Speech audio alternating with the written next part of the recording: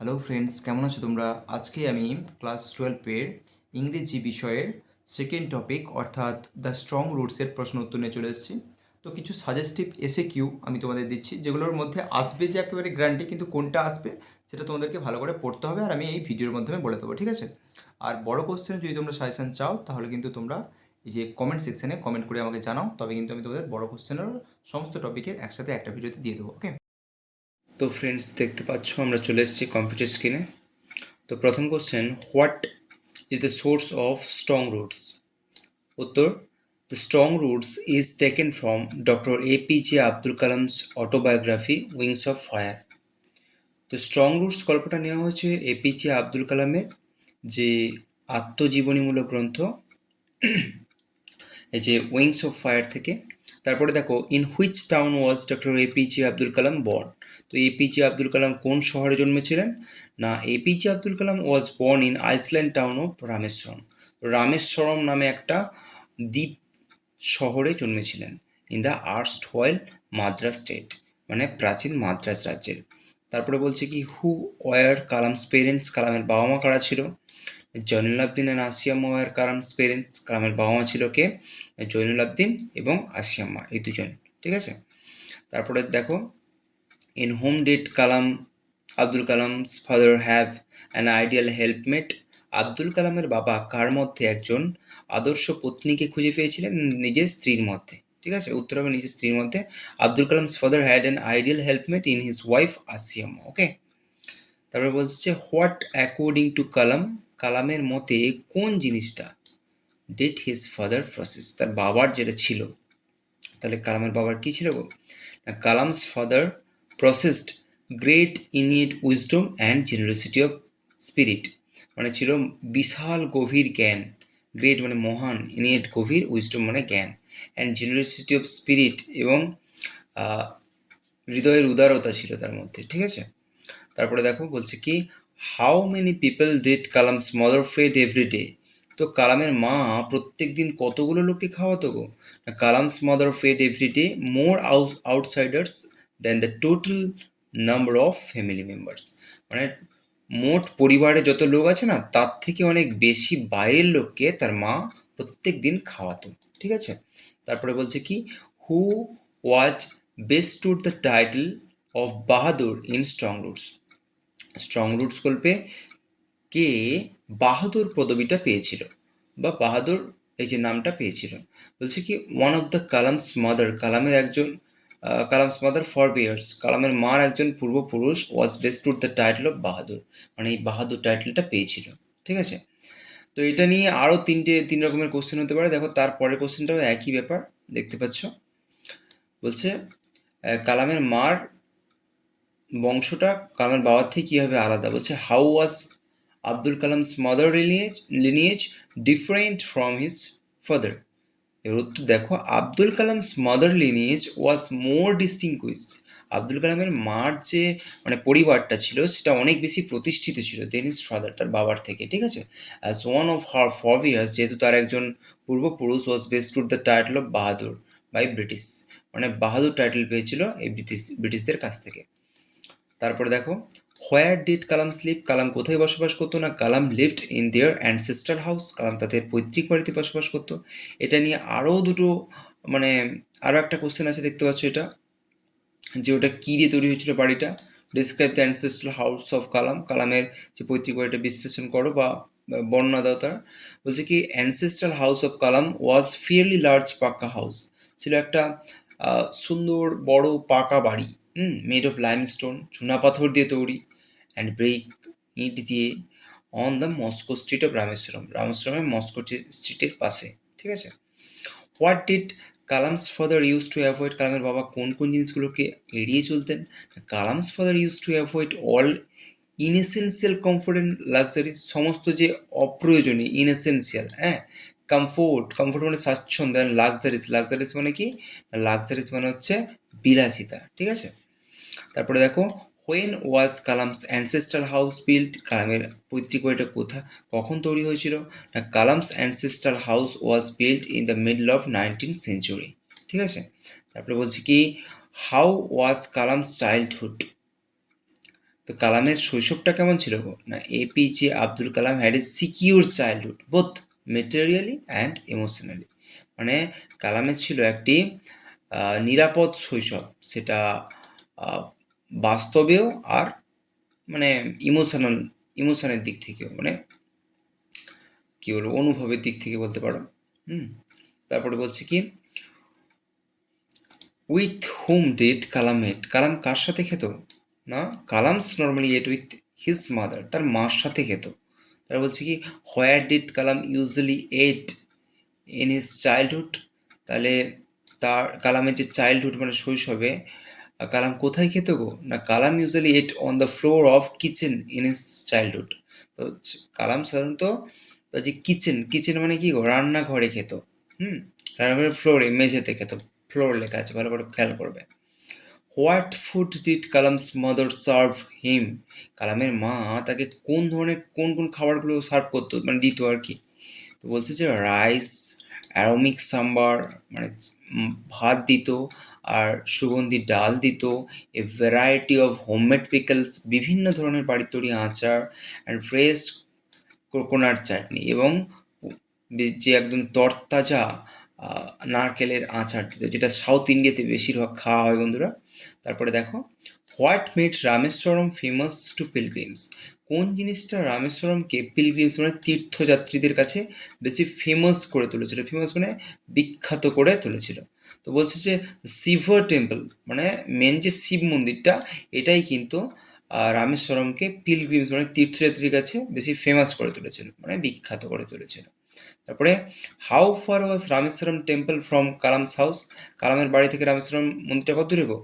Rameswaram temple was about 10 minutes walks from Kalam house, Rameswaram মন্দিরটা ছিল 10 মিনিটের হাঁটা পথ। কোত্থেকে? না, কালামের বাড়ি থেকে। তারপরে how was the locality of Kalam, Kalam যে লোকালিটি বা স্থানীয় অঞ্চলটা ঠিক কেমন ছিল? না, উত্তর হবে না, the locality of Kalam was predominantly Muslim but many Hindu families live there peacefully, কিন্তু বিভিন্ন মানে প্রধানত মুসলিম এরিয়া থাকলেও সেখানে অনেক হিন্দু পরিবারও ছিল যারা শান্তিপূর্ণভাবে বসবাস করতো, কিন্তু বইতে আজ দেখবে এমিকেবলি মানে মিলেমিশে বসবাস করতো। ঠিক আছে। তারপরে দেখো, হু wanted Kalam's father outside the Moscow, তা কারা কালামের বাবার সাথে বাইরে মানে মসজিদের বাইরে সাক্ষাৎ করতে আসতো? না, পিপল অফ ডিফারেন্ট রিলিজিয়াস, বিভিন্ন ধর্মের লোকজন। হ্যাঁ, ওয়ান্টেড চাইতেন বা দেখা করতে আসতেন কালামস ফাদার মানে কালামের বাবার সাথে আউটসাইড দ্য মস্কো মানে মসজিদের ভেতরে। ঠিক আছে। তারপরে বলছে কি, what did the people of for Kalam's father outside the Moscow, মানে মসজিদের বাইরে বাইরে কালামের বাবাকে ওই লোকগুলো কি দিত? না, people offered Kalam's father boat of water outside the Moscow, মানে মসজিদের বাইরে তারা কালামের বাবাকে একটা বাটি দিতেন, আর বাটির মধ্যে জল থাকতো, হ্যাঁ, জল ভরা বাটি। তারপর বলছে কি, who was the high priest of Rameswaram temple in strong roots, the strong roots গল্পে রামেশ্বরম টেম্পলের প্রধান পুরোহিত, প্রিস্ট মানে পুরোহিত, হাই প্রিস্ট মানে প্রধান পুরোহিত। ঠিক আছে। কে ছিলেন গো? না, Pakshi Lakshmana Sastry. Hmm. Pakshi Lakshmana Sastry was the high priest of Rameswaram Shiva temple, মানে রামেশ্বরম শিব মন্দিরের যে প্রধান পুরোহিত ছিলেন। Who was the very close friend of APJ Abdul Kalam's father, কালামের বাবার সবচেয়ে কাছের বন্ধু কে ছিল? একই উত্তর, Pakshi Lakshmana Sastry was the very close friend of Kalam's father. তারপরে কি বলছে? না, whom did Kalam consider to be very close friend of his father, কার সাথে কালামের বাবার একজন ভালো বন্ধুত্ব ছিল? না, একই ব্যাপার, পক্সি লক্ষ্মণ শাস্ত্রীর সাথে। ঠিক আছে। তো এটা দেখবে অনেকগুলো একই কোশ্চেন হয়ে যাচ্ছে না, তাই বলছিলাম। কিন্তু দেখবে এই যেগুলো দেওয়া আছে না, সেগুলো কিন্তু প্রত্যেকবার যে কোনো কিন্তু পরীক্ষায় তোমাদের এসেছে অলরেডি উচ্চ মাধ্যমিকে। ঠিক আছে। তারপরে দেখো, what was one of the most vivid memories of Kalam early childhood, তার কালামের খুবই ছোট্ট যখন শৈশব ছিল, তার বয়স যখন ছোট ছিল সে, তখন কোন জিনিসটা তার খুব সবচেয়ে বেশি মনে আছে, উজ্জ্বল স্মৃতি আছে তার আর কি। বলছে যে one of the vivid memories of Kalam's early childhood of the two men, Kalam's father and Foxy Lakshmana Sastry, discussing spiritual matters in their traditional attire. তাদের যে ট্র্যাডিশনাল অ্যাটায়ার মানে কি, যে ঐতিহ্যগত সাজসজ্জা অর্থাৎ ধর্মীয় পোশাক আশাক পরে, হ্যাঁ, তারা ডিসকাস করতো কি ডিসকাস করতো না, স্পিরিচুয়াল ম্যাটার্স, মানে আধ্যাত্মিক বিষয়বস্তুগুলো। কারা? না কালামের বাবা এবং পক্ষীলক্ষ্মণ শাস্ত্রী। এই যে ভিভিড মেমোরি, মানে এই উজ্জ্বল স্মৃতিটা কালাম এর আর্লি চাইল্ডহুডের, মানে কালামের খুবই শৈশবের কী আছে গো, তার মনে আছে। ঠিক আছে, তাই বলছি যে what does Kalam's father say about relevance or importance of prayer. মানে কালামের যে বাবা, তিনি প্রেয়ার মানে প্রার্থনার কি গুরুত্ব বা প্রাসঙ্গিকতা সম্পর্কে কি বলতেন। রিলেভেন্স মানে প্রাসঙ্গিকতা, হ্যাঁ, ইম্পর্টেন্স মানে গুরুত্ব। বলছে অ্যাকর্ডিং টু কালামস ফাদার, কালামের বাবার মতে প্রেয়ার্স মেড পসিবল, প্রেয়ার মানে প্রার্থনাই একমাত্র পসিবল মানে সম্ভব করে তোলে কমিউনিকেশন মানে যোগাযোগ, অফ দ্য স্পিরিট মানে আত্মাদের মধ্যে, বিটুইন পিপল মানে মানুষদের। তারপরে বলছি কি what according to Kalam's father happens when we pray, কালামের বাবার মতে কী হয় যখন আমরা প্রার্থনা করি।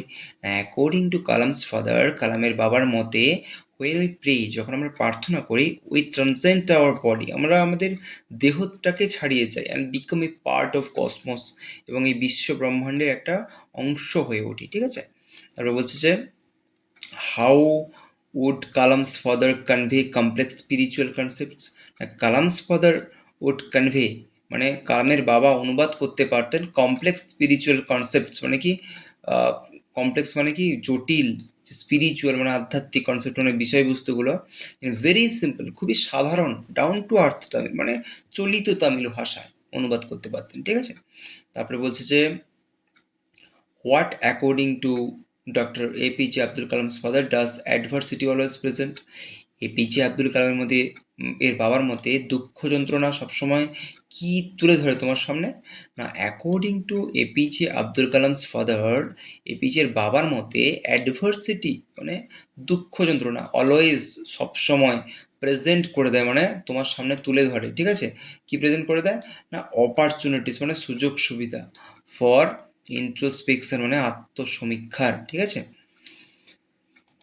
তারপরে দেখো, তারপরে 30-এ বলছে কি when did Kalam's father start his day. Kalam's father 4টের সময় তার দিন শুরু করতেন। Kalam's father started his day at 4 AM। তারপর বলছে কি how did Kalam's father start his day. Kalam's father started his day by reading the namaz before dawn, মানে ভোরের আগে নামাজ পড়ে কিন্তু তার দিনটা শুরু করতেন কালামের বাবা। ঠিক আছে, তারপরে বলছে কি what did Kalam's father use to do after নামাজের কি বলছে what did Kalam's father use to do after নামাজ। আচ্ছা, নামাজের পরে কালামের বাবা কী করতো না Kalam's father use to walk 4 Miles হতো এখানে টু দেয়ার গ্রোভ আফটার নামাজ, মানে তাদের বাগানে যেত নামাজ পড়ার পরে। একটা ছোট কোকোনাট বাগান ছিল দেখবে বইতে। তাই বলছে কি when did Kalam's father take his breakfast, কালামের বাবা কখন তার ব্রেকফাস্ট খেত গো না after returning from the coconut grove Kalam's father took his breakfast, মানে সেই যে কোকোনাট গ্রোভ মানে নারকেল বাগান থেকে এসেই কিন্তু কালামের বাবা তার সেই ব্রেকফাস্টটা মানে সকালে জলখাবার খেতেন। তারপরে বলছে কি how long did Kalam's father maintain his routine life, মানে কালামের বাবা তার সেই রুটিন লাইফটা কতদিন পর্যন্ত মেনটেন করেছিলেন। Kalam's father maintain his routine life up to the late 60s, প্রায় 60 বছরের পর পর্যন্ত কিন্তু তিনি সেই রুটিনটা মেনে চলতেন। তাহলে how did Kalam try to emulate his father, কীভাবে কালাম তার বাবাকে অনুসরণ করার চেষ্টা করেছিলেন।